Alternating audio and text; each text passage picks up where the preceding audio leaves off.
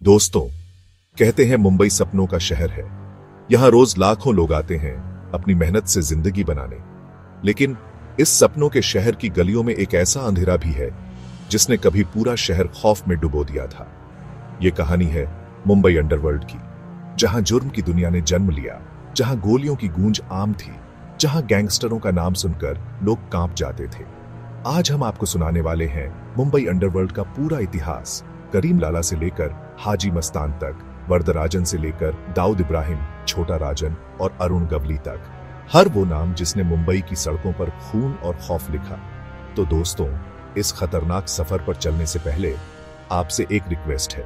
अगर आपको सच्ची कहानियां और इतिहास की गहराई चाहिए तो वीडियो को अभी लाइक कीजिए, शेयर कीजिए और चैनल नॉलेज विद डेव को सब्सक्राइब करना मत भूलिए। मुंबई का जन्म और अपराध की शुरुआत। मुंबई यानी बंबई पहले 7 छोटे छोटे द्वीपों से बना था। अंग्रेजों ने इसे व्यापार का हब बनाया और धीरे धीरे यहां पैसा, काम और सपने आने लगे।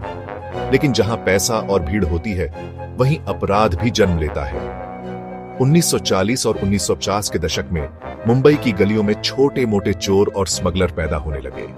गरीबी, बेरोजगारी और तंगहाली ने कई युवाओं को अपराध की ओर धकेला। यही वो जमाना था जब मुंबई में पहली बार संगठित अपराध की नींव रखी गई। करीम लाला, पठान गैंग का बादशाह, सबसे पहले नाम आया करीम लाला का। अफगानिस्तान से आया यह शख्स धीरे धीरे मुंबई की गलियों में ताकतवर बनता गया। उसने पठान गैंग बनाई। उनका धंधा था हफ्ता वसूली, जुए और शराब के अड्डे चलाना। करीम लाला को लोग बड़े मियां कहते थे। गरीब लोग कभी कभी उनके पास न्याय मांगने भी जाते थे, क्योंकि उनके इलाके में उनकी बात अदालत से भी बड़ी मानी जाती थी। करीम लाला का नाम सुनते ही कारोबारी कांप जाते थे। अगर किसी ने पैसा देने से मना किया तो उसके घर गोलियां चलती थीं।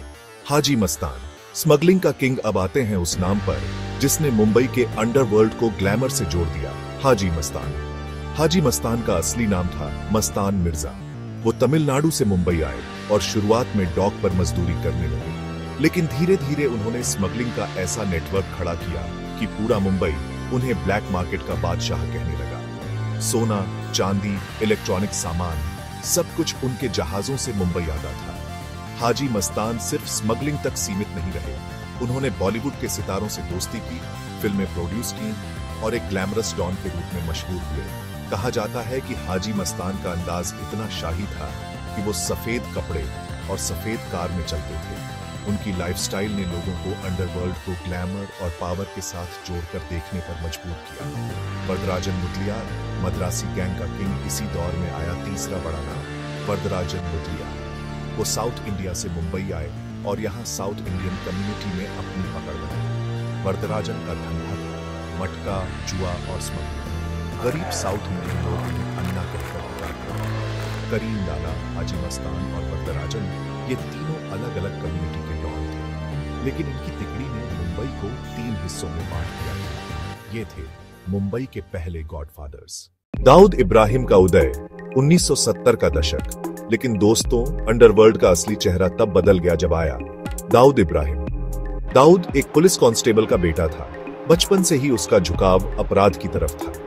छोटी उम्र में उसने चोरी, स्मगलिंग और लूट से शुरुआत की, लेकिन उसका दिमाग बाकी से अलग था। 1970 में उसने बनाई अपनी डी कंपनी। धीरे धीरे उसने करीम लाला और हाजी मस्तान जैसे पुराने डॉनों को पीछे छोड़ दिया।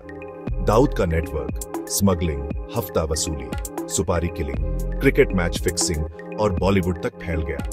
कहा जाता है कि कई फिल्में उसके पैसों से बनी और कई सितारों का करियर उसी की मदद से चला। 1980-1990 गैंगवार का खौफ, 1980 और 1990 का दशक, ये था मुंबई के लिए खून और खौफ का दौर। सड़कों पर गोलियों की बौछार होना आम था। गैंगवार में कई निर्दोष लोग भी मारे जाते थे। अरुण गवली एक मिल वर्कर का बेटा था जिसने अपराध की दुनिया में कदम रखा। धीरे धीरे उसने अपना गवली गैंग खड़ा किया और दाऊद को सीधी चुनौती दी। वो राजनीति में भी उतरा और डैडी के नाम से मशहूर हुआ। छोटा राजन पहले दाऊद का सबसे करीबी था, लेकिन 1996 के मुंबई ब्लास्ट के बाद उसने दाऊद का साथ छोड़ दिया। राजन का कहना था कि दाऊद ने भारत के खिलाफ साजिश करके गद्दारी की है। इसके बाद राजन और दाऊद की दुश्मनी पूरे अंडरवर्ल्ड में खून की बारिश ले आई। 1973 मुंबई ब्लास्ट, 12 मार्च 1973 ये तारीख इतिहास का सबसे काला दिन है। मुंबई में सीरियल ब्लास्ट हुए, 205 से ज्यादा लोग मारे गए, हजारों घायल हुए। इन धमाकों के पीछे दाऊद इब्राहिम और टाइगर मेमन का नाम आया। दाऊद भारत से भागकर दुबई और फिर पाकिस्तान चला गया। इसके बाद मुंबई पुलिस ने एनकाउंटर स्पेशलिस्ट्स का दौर शुरू किया। दया नायक, विजय सालस्कर, प्रदीप शर्मा जैसे नाम सामने आए, जिन्होंने एक एक कर कई गैंगस्टरों को ढेर कर दिया।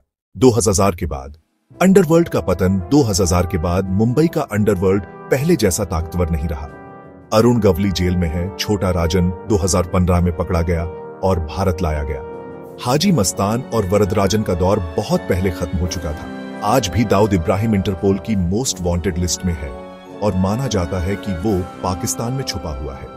लेकिन मुंबई में अब पहले जैसा खौफ नहीं है। हाँ, अंडरवर्ल्ड का असर पूरी तरह खत्म नहीं हुआ, लेकिन 80 और 90 के दशक वाला खून और खौफ अब इतिहास बन चुका है।